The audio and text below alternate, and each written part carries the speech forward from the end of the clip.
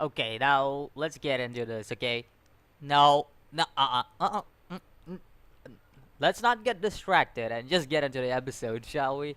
So basically, what happens in this episode is, uh, Issei, he's trying to connect with the previous dragon emperors. Basically, connecting with the previous dragon emperors will basically give him a like a better control on Juggernaut mode. Now, if everybody who has watched Dragon Ball Z, what the hell, High School DXD or High School DD, a lot of people call it High School DXD, but it's actually called High School DD. It's just like Hunter X Hunter X Silence. So just putting it out there. But anyways, High School DD, basically what happens in it is anybody who has watched it should know that Juggernaut, when activated Juggernaut mode, Issei loses control. And when he loses control, he goes wild, like we saw in the episode 00, which pretty much indicated that Issei had to use Rias as a switch. But he can go into to Juggernaut mode at will, if only he can like convince the other Dragon Emperors, make the other God Dragon Emperor speak to him. Like they have to speak to him freely. They have to lend him their powers and stuff. So you understand, they are inside Issei's mind and stuff, and that's the reason why they should, uh, basically at any time and every time be like connected to Issei in a way. But for the time being, we see the first female dragon emperor, the strongest female dragon emperor to ever exist, that is Elsha, and she shows up in this episode of High School DD. Now, obviously, a lot of people will be like, Elsha, yeah, that woman, yeah. I mean, I can't deny that too, like, good job. Yeah. No, let's not get distracted and let's just speak about it. But basically, what she gives Issei is his potential. Basically, that is Issei's potential of becoming the Red Dragon Emperor. What his true power is, his true potential. And we see that when Issei wakes up, that potential is gone. Like, where did that potential go? A lot of people were thinking. Now, that potential basically goes into Matsuda, Issei's friend, and you see him grabbing uh was it Matsuda or was it the other guy? I forgot.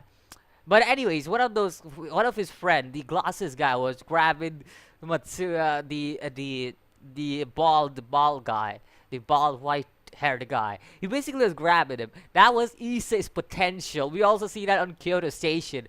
That basically was Issei's potential that was getting into their bodies, basically. That is where the potential got lost. But also the red dragon himself says that this potential will in the end come back to Issei no matter what it is, because it is fate that'll bring it together. No matter what the problem is, no matter what happens, every time a potential gets into Issei, into a Red Dragon Emperor.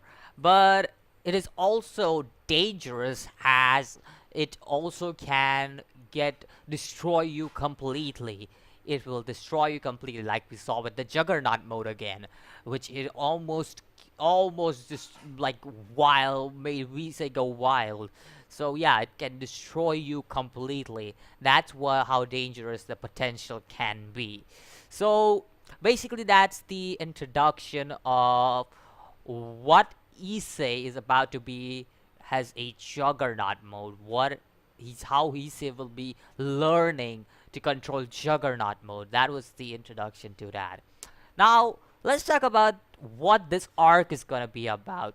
Now, I'm pretty sure everybody will know by now what the arc is gonna be about. Obviously, with some good fan service, but but yeah, this arc is basically gonna be rescuing of the Fox Princess or Fox Queen.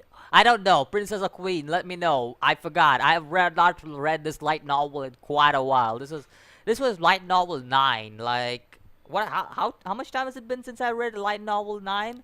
I think so. It's been like 2 years, 1 year. I remember. But it has been a long time since I read it.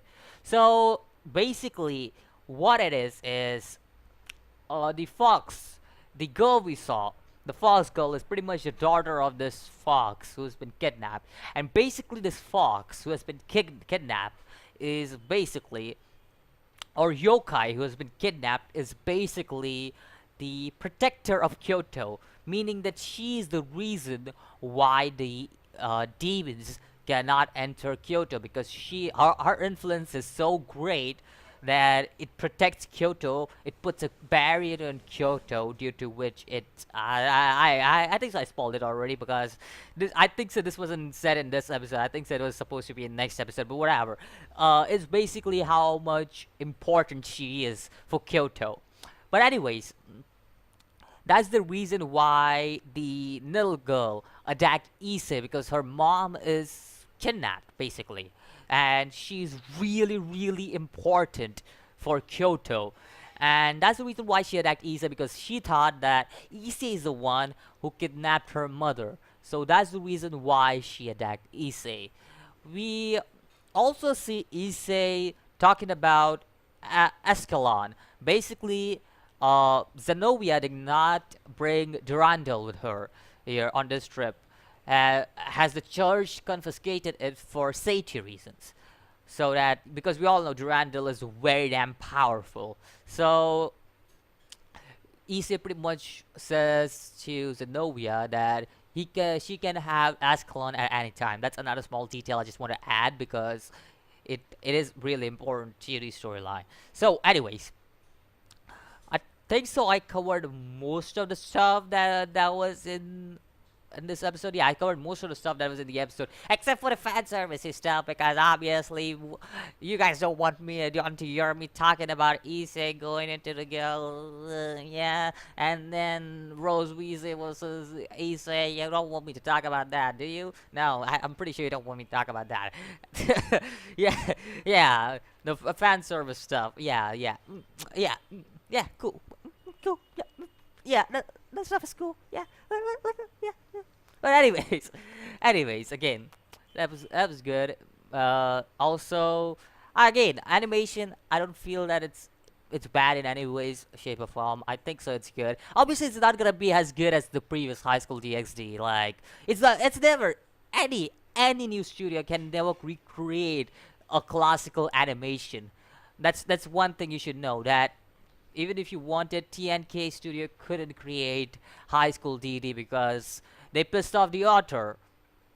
If they didn't piss off the author by adapting the original source material, we could have had the same High School DD, like same High School DD art style and stuff.